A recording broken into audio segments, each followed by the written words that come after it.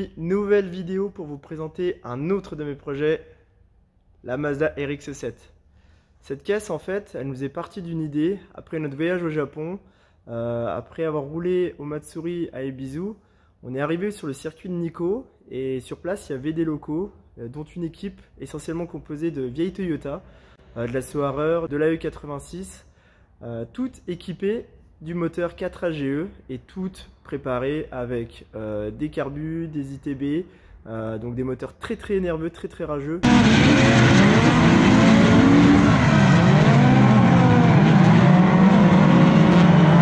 Donc il est très réputé dans le milieu Jap. Et ici c'est un petit peu plus compliqué d'en trouver, de trouver de la pièce ou de trouver à bon prix. Mais on avait vraiment kiffé le délire. Donc j'étais parti avec mon pote James et ma chérie. James, je vous le présenterai dans d'autres vidéos, il est motoriste. Et lui, ça l'avait carrément inspiré, donc il avait qu'une idée en tête, c'était trouver le moteur qui nous permettrait de faire, pas une réplique, mais au moins un projet dans ce délire. Donc partir sur un vieux châssis japonais et un moteur 4 cylindres atmosphérique avec des ITB très nerveux. Donc je vous mettrai le lien de la vidéo quand on est parti au Japon au Matsuri et également le lien de la vidéo qui en fait nous a fait démarrer ce projet. Donc James a eu la bonne idée de suivre les enchères lors du Fast and Furious Live et avait acheté une des Civic, une des 3 Honda Civic du vrai Fast and Furious Live. Donc je vous mets le lien de la vidéo de présentation. Et dans cette Civic, il y avait un moteur Duratec.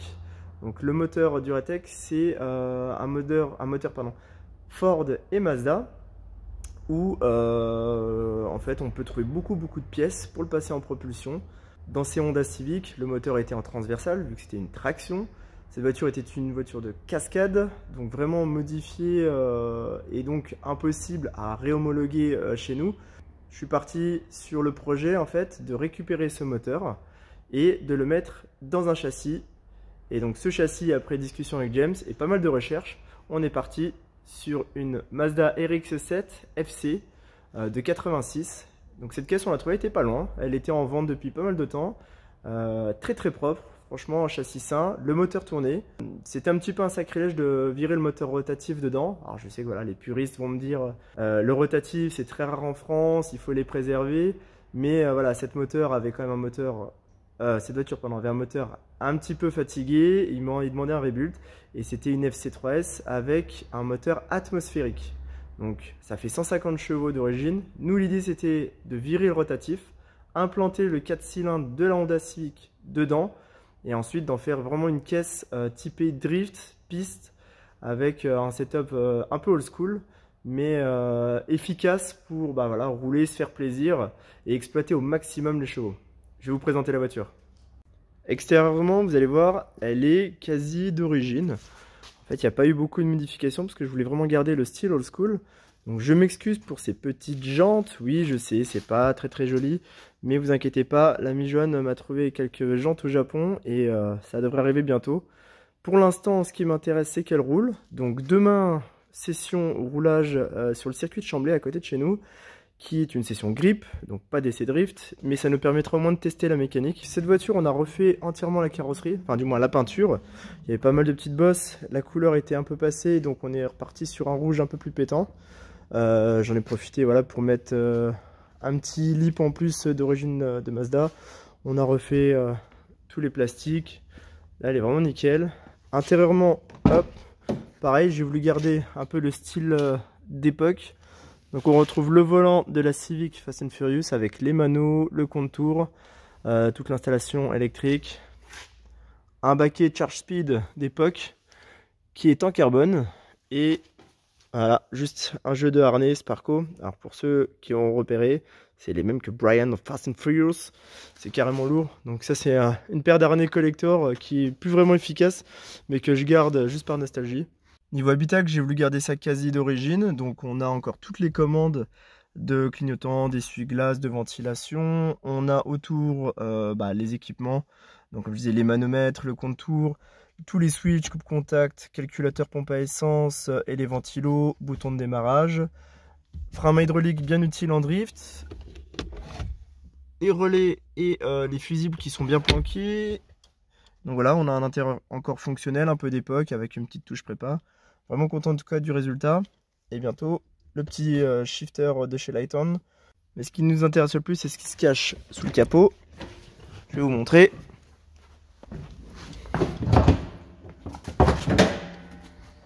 Boum! Donc ce moteur est un 2 litres Duratec. Comme je vous expliquais, c'est un moteur qui équipe certaines Ford et certaines Mazda, dont la Mazda MX-5 NC, qui est en 2 litres du coup. Mais cette base en tout cas vient d'un moteur traction. On voit au niveau des moulures. Et en Angleterre, vous trouvez pas mal de pièces qui permettent de passer ces moteurs en propulsion et de les équiper dans pas mal de vieilles Ford en général, des vieilles Escort, Capri, etc. On a fait pas mal d'adaptations pour installer le moteur en longitudinal et ensuite récupérer tous les équipements d'origine de la RX-7. Donc le moteur lui fait à peu près 220 à 240 chevaux, ça prend 8000 tours. C'est assez nerveux. En fait, on ne sait pas qui avait modifié ces voitures pour le show Fast and Furious Live. Garage D, etc. avait fait les modifications châssis. Mais le moteur, on ne sait pas exactement de qui il provient. Mais on l'avait vu, il y a les arbres à cam, les pistons qui sont forgés. Il y a une gestion sur mesure avec un faisceau de course. Pas mal de petites modifications. En tout cas, voilà, il est très nerveux. Il y a un embrayage bidisque. C'est pour ça que je galère un petit peu tout à l'heure sur le pont. Le bidisque est super accrocheur. Tout est allégé, tout est modifié, tout est optimisé et vraiment le moteur est super sympa.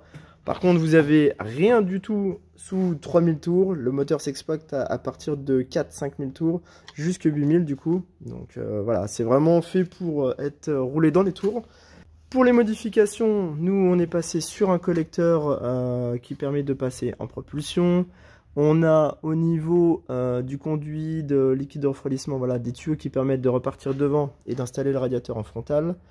Des supports moteurs sur mesure. Un carter d'huile qui permet également d'avoir en fait la cuve vraiment le plus à l'arrière possible. On a modifié la crémaillère de direction pour qu'elle soit avancée et que le bloc puisse être le plus bas possible. Et après le reste, c'est juste adapter la voiture. Donc quasi tout est neuf. Ça nous a demandé 2 ans de travail, un gros chantier, que ce soit entre la restauration carrosserie, la prépa châssis que je vais vous montrer après, et l'adaptation du moteur. Mais on a un résultat qui est super cool, super propre. Franchement, c'est un de mes plus beaux projets, dans le sens où je me suis vraiment appliqué et on a modifié le moindre élément. Et aujourd'hui, on a une caisse qui est super efficace. Et voilà, plus qu'à faire quelques essais, mais vous allez voir, elle est vraiment cool. Je vais vous montrer le châssis. Pour commencer le châssis, je vais vous montrer le freinage. Donc on a tout le système d'origine modifié avec des disques percés rainurés, des plaquettes perf et les étriers reconditionnés. À l'arrière, on a un système double étrier.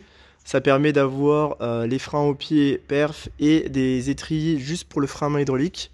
Donc ça, c'est plutôt pas mal.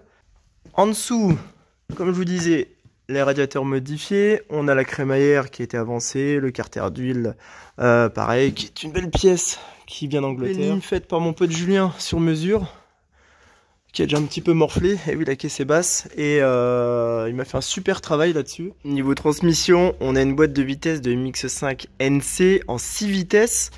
Avec les émetteurs récepteurs changés, du rythme Avia, donc pareil, tout renforcé. La boîte 6 vitesses accouplée au pont court d'origine. Ça nous donne un ratio vraiment intéressant. Et comme on a un petit moteur, ça nous permet d'avoir une plage vraiment large. Arbre de transmission fait sur mesure. Au niveau des roues arrière, donc le pont a été soudé, ce qui va pas nous faciliter la tâche demain à la sortie grip, puisque l'arrière a tendance à pas mal partir, ou pousser quand vous roulez en grip, hein, ça pousse la voiture vers l'avant et ça la fait un peu sous-virer. Mais à la première session, ça a été. Le train arrière, pareil, pas mal modifié, même s'il paraît quasi stock. On a donc les berceaux entièrement refaits. Sur les moyeux arrière, des cils en bloc de chez Part Shop Max, tout est en rigide. Au niveau du pont arrière, également en rigide. Les tirants arrière en Part Shop Max, qui permet de régler le berceau et les trains roulants. Des coilovers D2 Drift, assez fermes. On a une bonne tenue de route avec tout ça. L'objectif du jour, ça va être donc de vérifier tous les serrages sur le châssis. Vérifier que rien ne s'était desserré lors de la première sortie. Vérifier qu'il n'y a pas de fuite non plus au niveau des fluides. Et si tout est ok, on pourra la charger sur le plateau et demain aller rouler.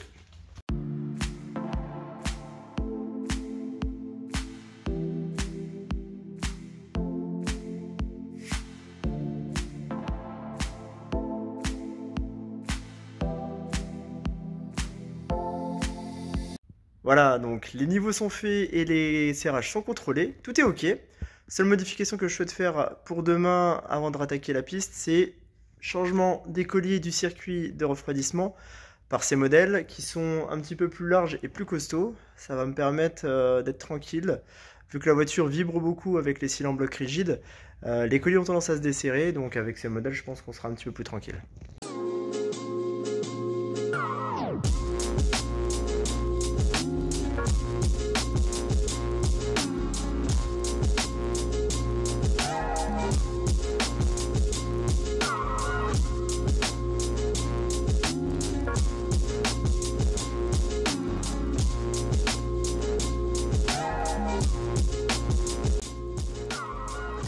Voilà, tout est terminé, il ne reste plus qu'à nettoyer la voiture et charger la caisse sur le plateau pour aller rouler du coup demain à Chambly. Dernière modification, hop, la petite touche tuning. Donc si vous ne connaissez pas l'artiste Lighton, Johan de Lighton avait fait la déco de ma Nissan Silvia PS13. Je vous mets le lien de la vidéo de présentation qu'il avait fait, c'était vraiment une tuerie.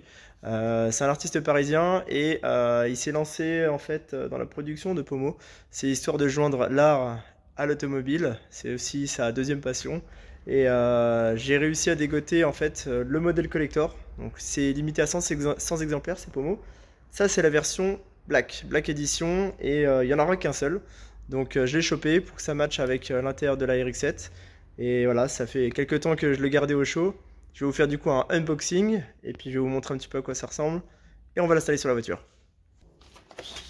Et voilà, la petite boîte que vous recevez quand vous passez commande, avec le logo des séries by Lighton dessus, le petit mot de remerciement, le petit fascicule qui vous explique en gros le projet des séries derrière l'artiste Lighton. Donc c'est lui, c'est Yo, et franchement c'est un super gars qui a vraiment de très très bon goût. Le certificat d'authenticité, parce que à la base c'est un artiste, donc ceci est une œuvre d'art, et ouais carrément. Le pommeau qui est fourni avec les adaptateurs, et ouais, comme ça vous pouvez le mettre même dans la voiture de votre mère. Il y a tout ce qu'il faut pour l'installer dans toutes les voitures. Également un sticker que j'adore, il est sur ma PS13, qui explique en gros prétendez toujours que vous savez ce que vous faites quand vous conduisez, alors qu'en fait on ne sait pas du tout ce qu'on fait. Et la petite boîte qui franchement je sais pas, me fait penser à un cadre. Je pense que je vais mettre mon Playmobil préféré dedans parce qu'il est vraiment stylé quoi. Petit écrin. Et dedans, on a le pommeau, bien protégé. Et boum! Donc ça, c'est un pommeau qui est fait en résine, à la main, à Paris. Et ouais, made in France. Donc n'hésitez pas à le soutenir. Vous avez le logo des séries encore dessus. Ça, c'est la version black. Il existe également d'autres couleurs. J'avais hésité avec le cyan et le red. Et vu que celui-ci est vraiment très très collector et que ça matchera plus avec l'intérieur sobre de la RX-7, j'ai craqué pour celui-ci. Super fier du travail qu'il a fait, donc n'hésitez pas à le soutenir. Allez, c'est parti, on va monter ça. On démonte l'ancien. Le pommeau avec l'adaptateur. Du chrome et de la paillette. C'est ça le tuning.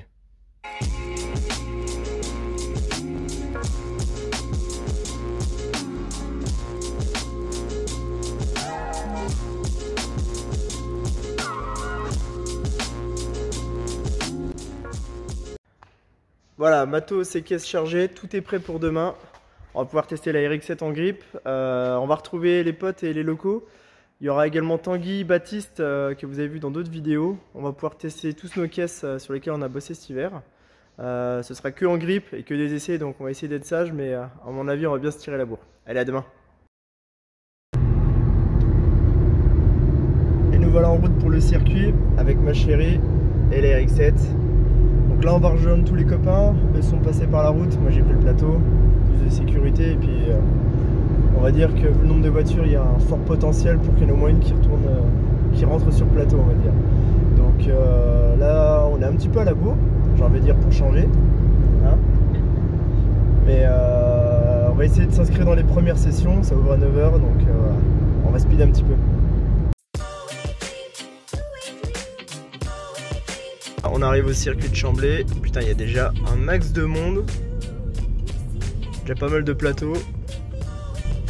Alors, les copains sont déjà là. Il y a la BM de Paul, la S13 de Tanguy, la Datsun de Baptiste et la Volvo de Romain. C'est cool. Donc on est arrivé au circuit. J'ai m'aider à décharger.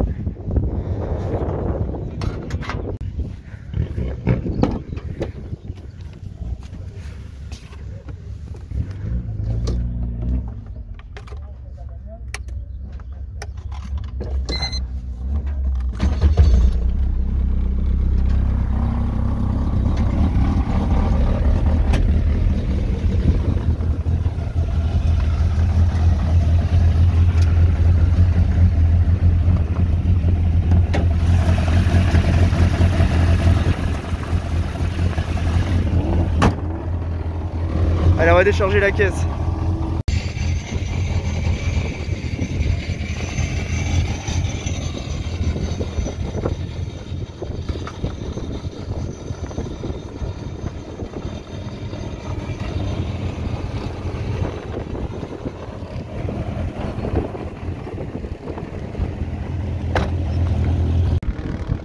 Et voilà, donc on est en place avec tous les potes. Je vais vous présenter un petit peu toutes les caisses. Je sais pas si on m'entend très bien avec le vent.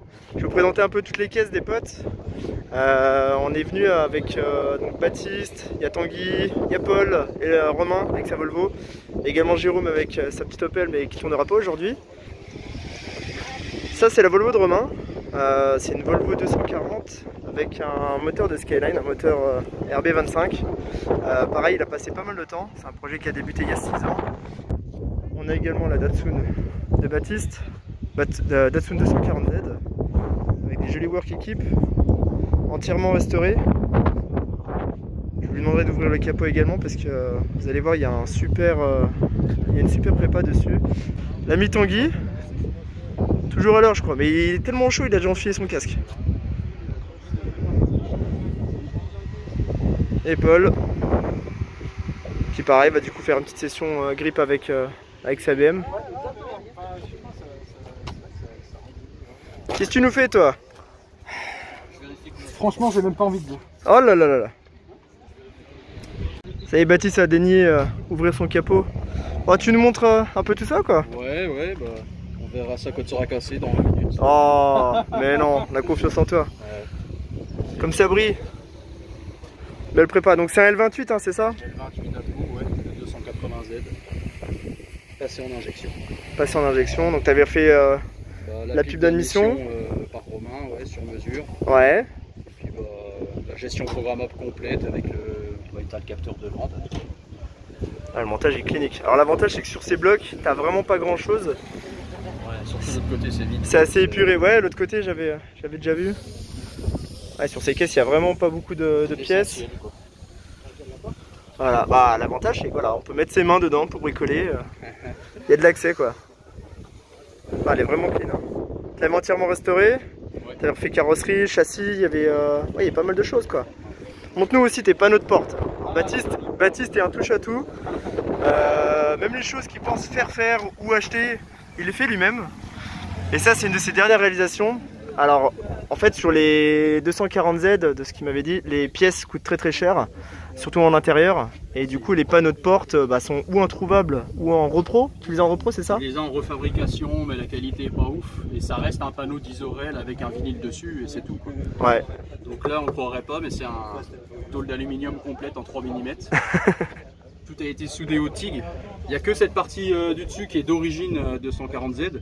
Et à partir de là, c'est boulonné. Et en fait, là, tu vois, tout a été meulé, mais une pièce d'alu, une autre pièce d'alu, tout ça, c'est en alu 3 mm. Quoi. Avec du coup. Ça reprend le design d'origine. Ouais, t'avais fait une peinture avec un revêtement un peu grainé, c'est ça? Ouais, le grainé de chez Restom, là. Ouais. Du coup, ouais, super propre. Et ça permet d'avoir une pièce un peu unique, tout en gardant un look d'origine, quoi. Ouais. C'est vraiment cool. J'avais bien kiffé aussi les sièges.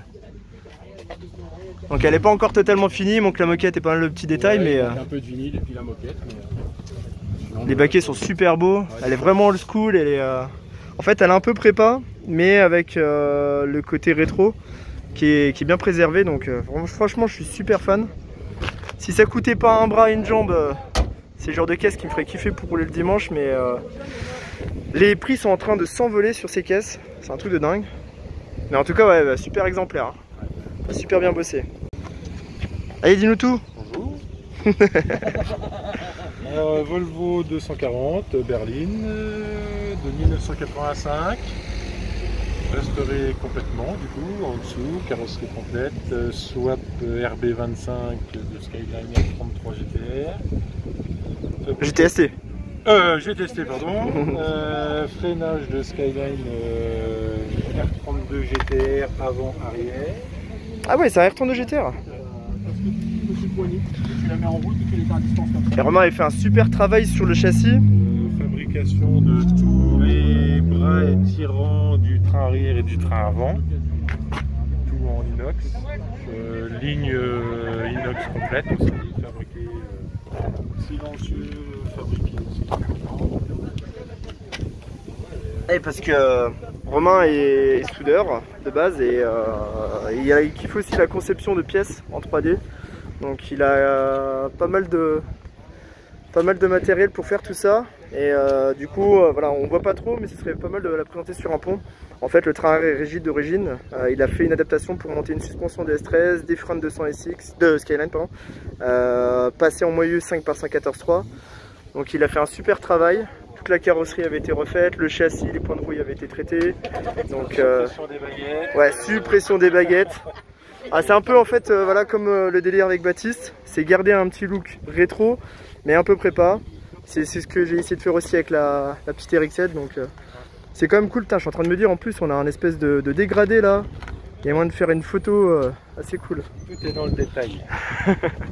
Chaud, il a bien bossé et c'est lui également qui me file des coups de main sur la création de mes pièces sur mesure. Ah ouais, ça tourne au rond. Hein. D'origine, il y avait un 4 cylindres, ça existe en modèle turbo aussi. Et là, donc on a le 6 cylindres 2,5 litres turbo de Skyline R33. L'intégration est super propre, tous les supports sont faits sur mesure. Donc c'est carrément cool. Bon.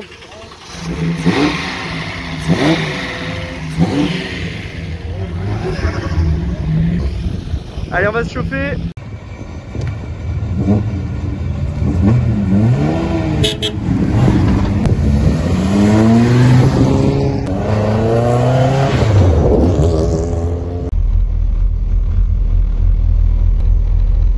On est chaud là. Première session de la journée. On va juste y aller soft pour tester un peu les caisses. Baptiste est là juste pour faire pareil quelques essais. Romain va essayer de pousser un petit peu la Volvo.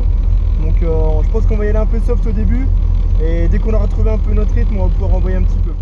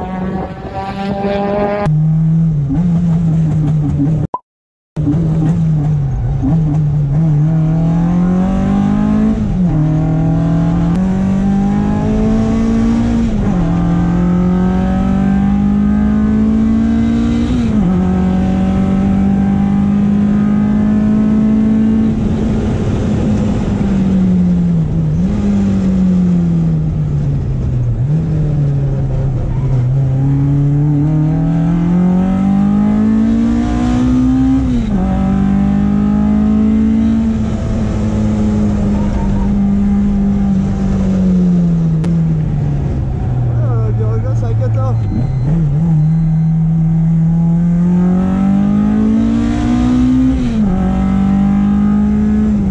Vous voyez, elle est tranquille.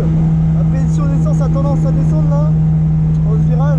Et à mon avis, ça déjauge un petit peu. Vu qu'on n'a pas le plein, il n'y a pas de réservoir tampon. Ouais, voilà. On le remet. Il y a quelque chose à revoir ça. Putain, c'est sportif hein.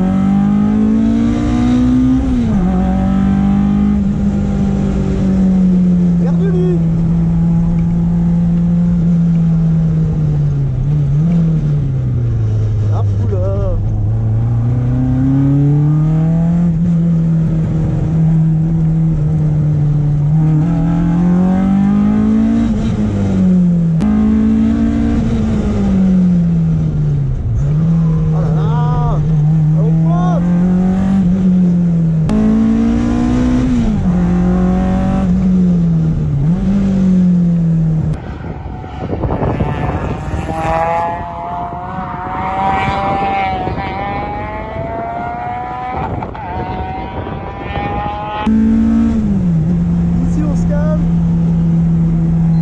Eh ouais, ça déroule encore, le code. Je sais, je sais.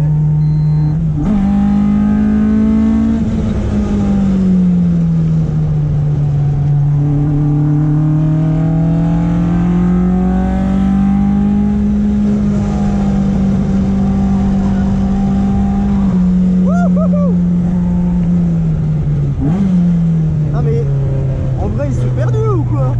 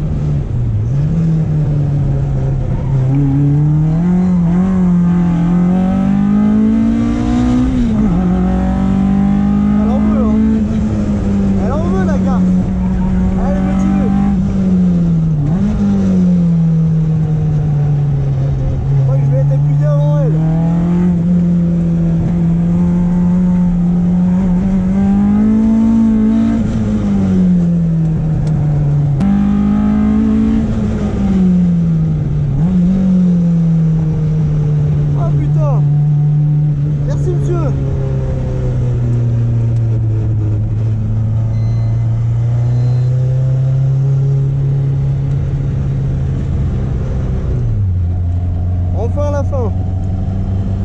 Ah, je suis mort complet. En grippe là, tenir une session complète c'est vraiment chaud. Bon par contre, à mon avis la jauge déconne. Je vais être à sec complet parce que là, plus je roule et plus des pertes de pression d'essence, donc ça c'est un peu péter le bloc. Vous voyez en grippe comme ça, on sent qu'à tout moment elle peut décrocher du cul. Mais elle a un super potentiel en tout cas. En grippe, enfin, en drift c'est une autre histoire, c'est une audio.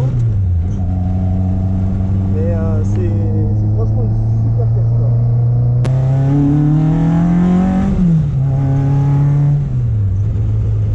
Ouh, elle a chaud là, 74.